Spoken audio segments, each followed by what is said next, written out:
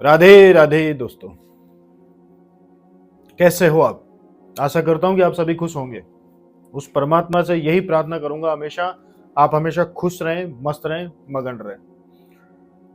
Opportunity, मौका, क्या होता है ये मौका? क्या उस मौके का अपन सही इस्तेमाल करते हैं या फिर उस मौके को अपन कल के ऊपर छोड़ते हैं?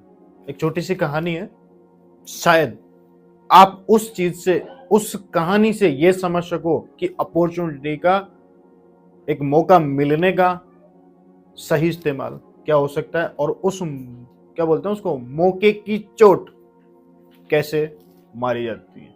एक मजदूरी करने वाला मजदूर था। वो रोजाना मजदूरी करता था और रोजाना अपना घर चलाता था। भट्टे पे काम करने वाला मजदूर था। वो डेली मिट्टी खोदता था, अपने गधे पे लादता था और दूसरी जगह पे उस मिट्टी को पहुंचाता था। एक दिन क्या हुआ कि जब वो मिट्टी खोद रहा था तो उस मिट्टी खोदने के दौरान उसको एक हीरा मिल गया।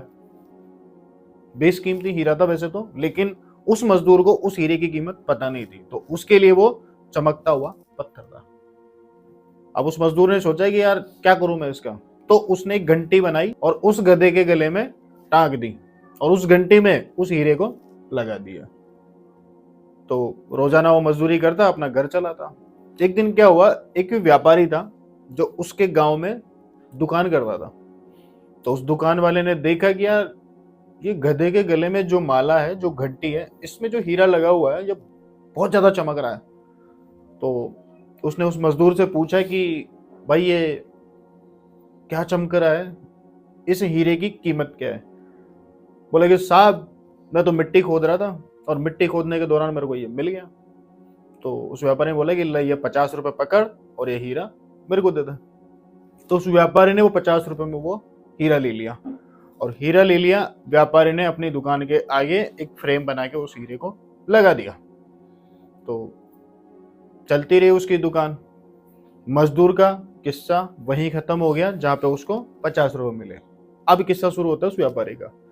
व्यापारी रोजमर्रा की जिंदगी जी रहा, काम चल रहा उसका, जो लोग आते हैं उस हीरे की तारीफ करके चले जाते हैं। अब वहां से गुजरता है एक बार एक जौहरी।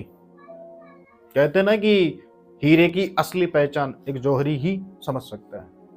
तो वो जौहरी आता है उधर, उस हीरे को देखता है तो वो समझ जाता है कि हीरा बेशकीमती है, इसको मैं ले लूंगा तो मैं लखपति बन जाऊंगा। तो वो जौहरी उस व्यापारी से बात करता है कि ये हीरा तेरे पास क्या कर रहा है, कहाँ से आया, क्या है। तो उस व्यापारी ने पूरी कहानी समझाई कि इस तरीके की बात थी। लेकिन जो उसने 50 रुपए में खरीदा था ना, उस जौहरी को वो बोलता है कि मैंने ये 100 रुपए में खरीदा है। तो जौहरी बोलता है कि ठीक है मेरे को बेच दो। तो व्यापारी बोलता है कि तुम 200 रुपए दे दो, मैं तुम्हें दे दूंगा। जौहरी बोलता है कि मैं तुम्हें इसके 150 रुपए दूंगा। तो उन दोनों के बीच उस 50 रुपए को लेकर, जो कि जौहरी कम दे रहा था, थोड़ी बहुत बहस होती है। तो जौहरी उसको बोलता है कि ठीक है तेरा हीरा तेरे पास ही रख, मैं चला जाओ। जौहरी चलते चलते सोचता है कि यार ये 150 में नहीं दे रहा, कल मैं इससे आके 170 या 180 में ये हीरा ले लूंगा।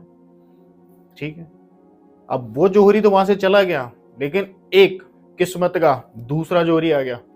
वो भी जा ही रहा था उस दुकान से कुछ सामान लेने के लिए, वो रुका तो उसकी नजर उस हीरे पे पड़ गई। उस जौहरी ने बोला यार ये हीरा कैसे, क्या? तो व्यापारी ने वो सारा कुछ बता दिया कि इस तरीके से है, 100 रुपए में मैंने लिया था। तो जौहरी ने बोला कि इसकी कीमत बताओ। तो वो बोलता है कि 200 रुपए। वो फट से उसको 200 रुपए देता है और उस हीरे को अपने पास ले लेता है। अब हीरे को लेके जौहरी बाजार में बेचता है तो वो 10-20 लाख रुपए का बिकता है। वो लखपति बन जाता है, माला माल बन जाता है। दूसरे दिन जो पहला वाला जौहरी था वो आता है उस व्यापारी के पास। हीरा उसको नजर नहीं आता। वो व्यापारी को बोलता है कि भाई कहाँ गया हीरा? बोले कि आपके जाने के बाद दूसरे आए थे तो उन्होंने 200 रुपए में ले गए। बोले कि तू पागल है, वो हीरा बेशकीमती था, लाखों रुपए की उस हीरे की कीमत थी, लेकिन तूने उसको 200 में दे दिया। वो व्यापारी बोलता है मेरे से ज्यादा पागल तो तुम हो। बोले क्यों?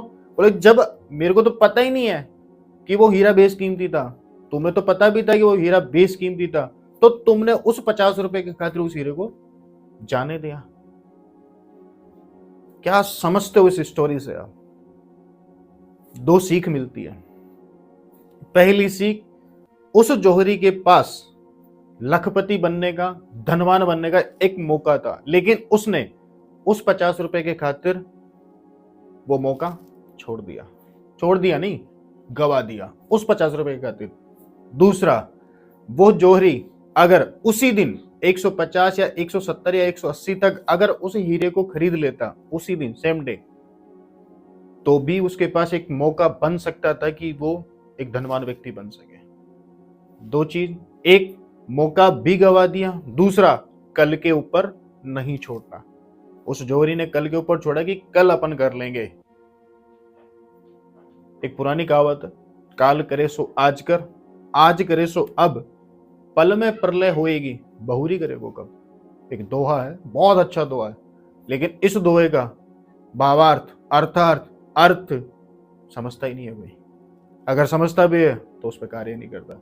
ये कहानी अपने को सिखाती है कि अगर आपके पास कोई अपॉर्चुनिटी आ रही है, कोई मौका अगर आ रहा है, तो झपट्टा मार दो, कैच कर लो। मौका बार बार नहीं मिलता।